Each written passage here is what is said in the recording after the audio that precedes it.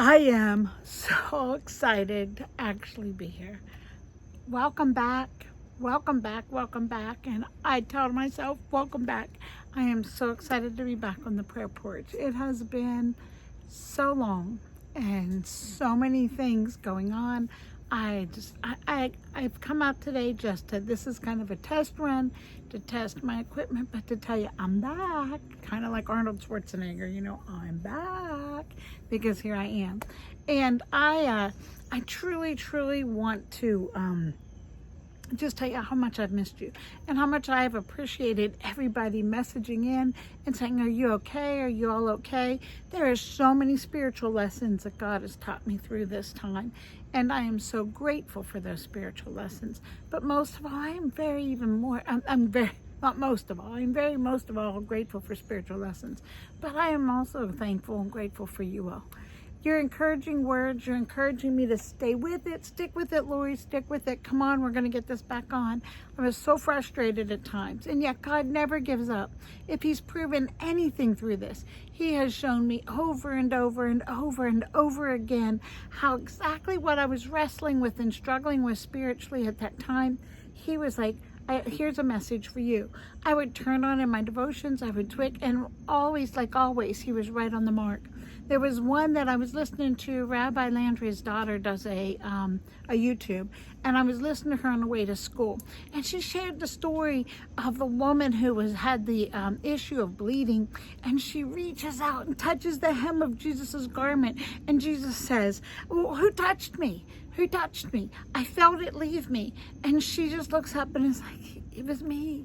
And he said, your faith has made you well. And when she had said that, the same day she shared a devotion on that, and she was talking about the fact that we need to press in. When the enemy is fighting to take away what God has called us to do, then we need to press in. And ironically, she shared that that whole devotion for her came out of the fact that she was trying to shoot a YouTube, and everything that was not in their power just kept happening over and over again when she was trying to shoot that very same YouTube. And I realized, I thought, oh, God, that's exactly where I'm at. That's exactly where I'm at. I want so bad to get this message out. Why can't I get this message out? Why is it being blocked? Why is it? It was like every time I would try something, I would find myself, my phone would either video it and then it wouldn't download it, or I would video and think everything was fine and then it wouldn't transfer to YouTube but in pieces. It was like all of this technological things that even people who did technology was like, I don't get it, except for the fact that you're out of storage on your phone, which was frustrating to me too, because just before all this happened, I didn't have storage issues on my phone. Then all of a sudden I have storage issues on my phone. And a side note to that, while we're trying to fix it, and my husband's like, well, we really need to look at getting a new phone probably. But in the meantime, why don't you videotape this on your computer? But everything in me was like, no, it's got to be because that you don't understand, that doesn't fit my time frame. My time frame won't let me work on the computer. And suddenly I felt a spiritual battle and a spiritual shifting in me. Now, I don't know about you, but I have what I call spiritual red flags. They're the red flags that tell me, Lori, you're falling out of line. They're kind of like my yellow lines on the highway where they give you those road things on the side to go whoop, whoop, whoop, whoop, whoop, and tell you you're running off the road. That's what my spiritual red flags are. And I hit my spiritual red flags. And this is something this was something I have done a long time.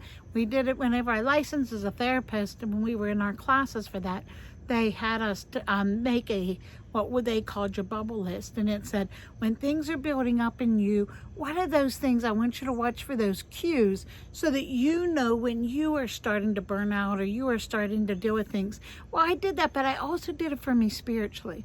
And for me, I know I talk a lot about food and my diet and my health, because for me, that's a big flag for me.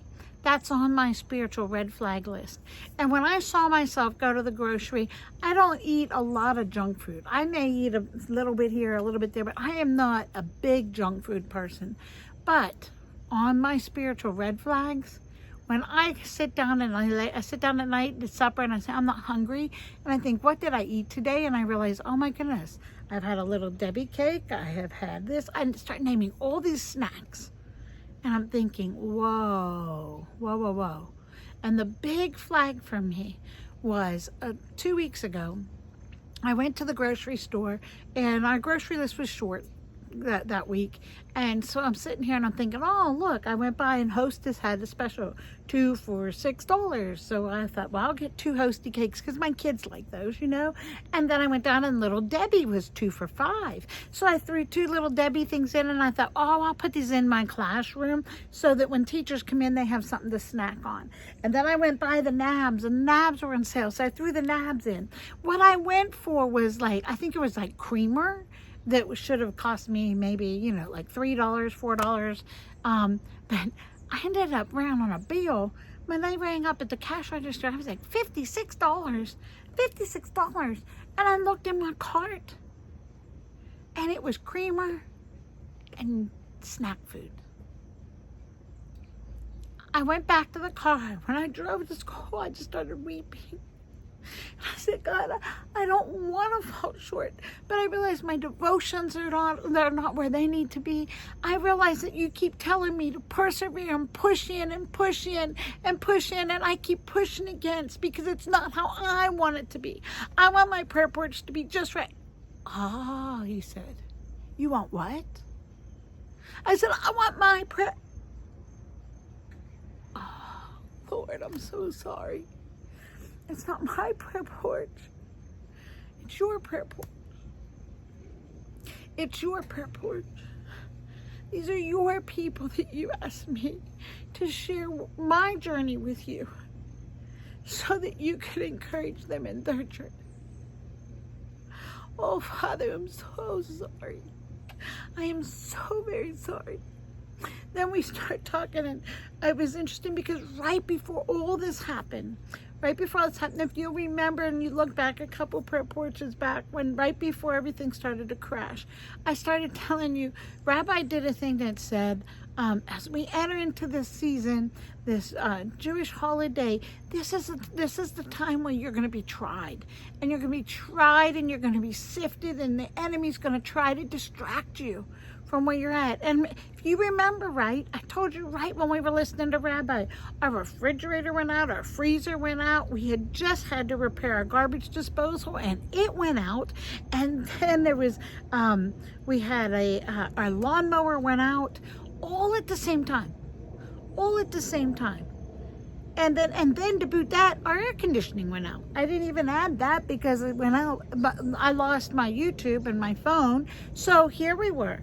You need to buy a new phone, a new freezer, a new refrigerator, a new lawnmower, a new air conditioner, and maybe replace this garbage disposal. And I'm like, and my husband, who amazes me because it is truly, he will tell you this for him. He just sat back inside and said, this just shows me how much God can change me.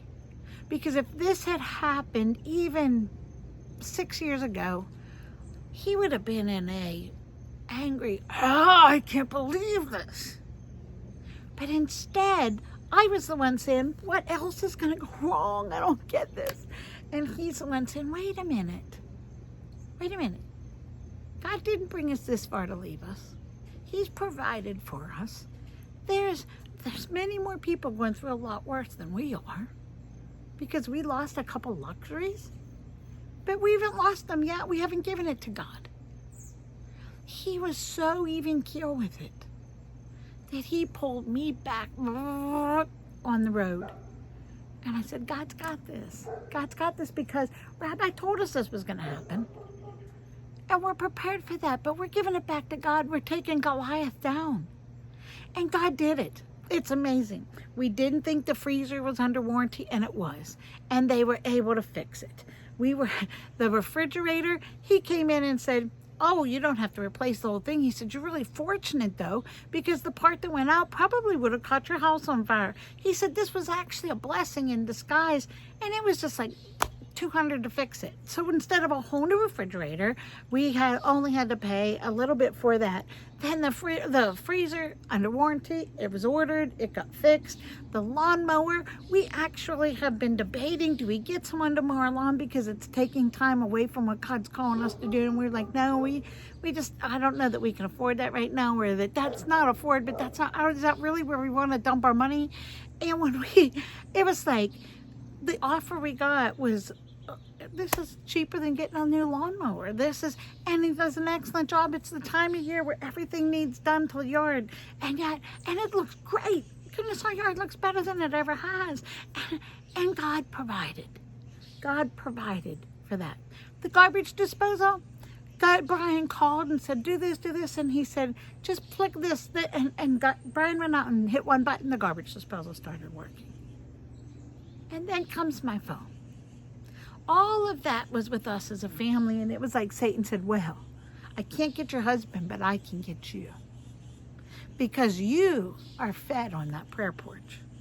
So if I can get you, then I not only get you, but I get everybody who tunes into that prayer porch. Every one of those subscribers I got. But I didn't realize that because I was too busy looking in and not looking out. I was too busy with my spiritual red list, stuffing my body with physical food instead of spiritual food. I look in this camera, I see it. I can see where I did. But God says, my child, come home. We got this. I said, but God, my phone, it's not working. It's not working. And if we can hold off until November when they do the Black Friday deals, then I'll be such a better steward of your money. In the meantime, I'm here searching, thinking, what is the right opportunity to tell my husband I found the right phone and I want to spend a lot of money? God was just up there saying, when are you going to push in and trust me? When is your faith going to make you well? When is your faith going to make you well? And how long are you going to let yourself struggle when you don't have to? I've shown you I'm there with the freezer. I've shown you there with the refrigerator. I've shown you I'm there with the tractor. I've shown I'm there with the air conditioner, because the air conditioner was another thing. He thought we'd have to replace the whole thing, and he just tweaked something. It's like, pay for the visit and you're good. God is faithful. So faithful. But when people were asking, where's your prayer porch? And I'm like, well, this phone. God says, I'm done. I'm not hearing it anymore. So I went and I got a new phone. And I got a pretty good deal on it. But I can't help but wonder in the back of my mind if I short-sheeted myself a little bit. Because God had something better. Because when I ordered one phone, my husband said, really? I was going to get you something even better than that. I was like, really? Well, I'll wait. And he said, nah, let's just get that. And so that night I was like, well, here's something better if you're in that mood, you know. So we went ahead and we upgraded a little bit more and next to the newest one. And I was like, I need that because the camera, the better, maybe you see a better picture. But I don't want you to see a better picture. I want you to see a better spirit. I want you to see a transformed spirit who realized I didn't push in hard enough, soon enough, because I should have been on here sooner. I should have been obedient to my husband and tried it on my computer instead of saying I can't do that in my time. That doesn't fit my schedule. But God said, I'm not letting your spiritual wrestle, Lori, disrupt everybody else. So here, use this. Use this. So now I got this phone. I've been programming it today to get it ready to take this. And I'm back. But I'm back with a humbled spirit. A humbled spirit that realizes and has learned so much from God. That when God gives you a job, press in and don't give up. press in and don't give up. And when you do fail, when you do lose your perspective, bring yourself back to Him and restore it. Don't throw it away. Don't say, well, I might as well not do it now because, God, I've let you down too much. No, because, Lord, it's not about you. It's about me. I never went anywhere. You're the one that went somewhere. And the irony of it is, it kind of made me angry. Right after I ordered and made a payment, you can't return it, did everything with my phone. The very storage in my old phone that said it was too full, before they even downloaded anything, suddenly said it was fine.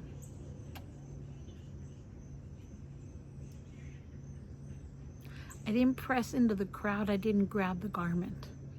I was busy sitting on the side saying, it's not working. It's not working. God gave me a really cool, I have a list of devotions I can't wait to do. But one of the ones that I want to start with, and maybe I'll share it tomorrow. I'll start there tomorrow. It's what's your point of view? And God confirmed it for me over and over again. But He tells us we're in this world, but not of this world. But sometimes we get down into the world and into the forest and into the, well, I need an iPhone to do what you want me to do, God. And He's like, no, you just need me. You just need me, Lori. This is our time, not Apple's. Apple's got Eve in trouble. I didn't think about that till now.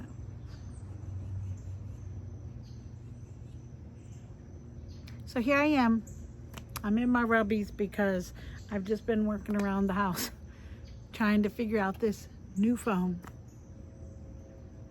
But in the meantime, I'm ready to put Satan under my feet and say, hey, this is God's porch, not yours. This is God's prayer porch. So, I'm back. I'm back. I'm glad I'm back. I appreciate your caring words. I encourage you, if you were listening and you haven't subscribed, subscribe so that you can catch when I'm on. And hopefully I will be on every morning as God calls me to be. Because He is faithful. I'm sorry to those who I've let down. I'm sorry for those who have missed an opportunity. I hope that you got in your word. Message me. Those of you who have messaged me during this time, you will not know how much that God used that to tell me you're not out here alone. It's just not you and a phone. Your porch is full.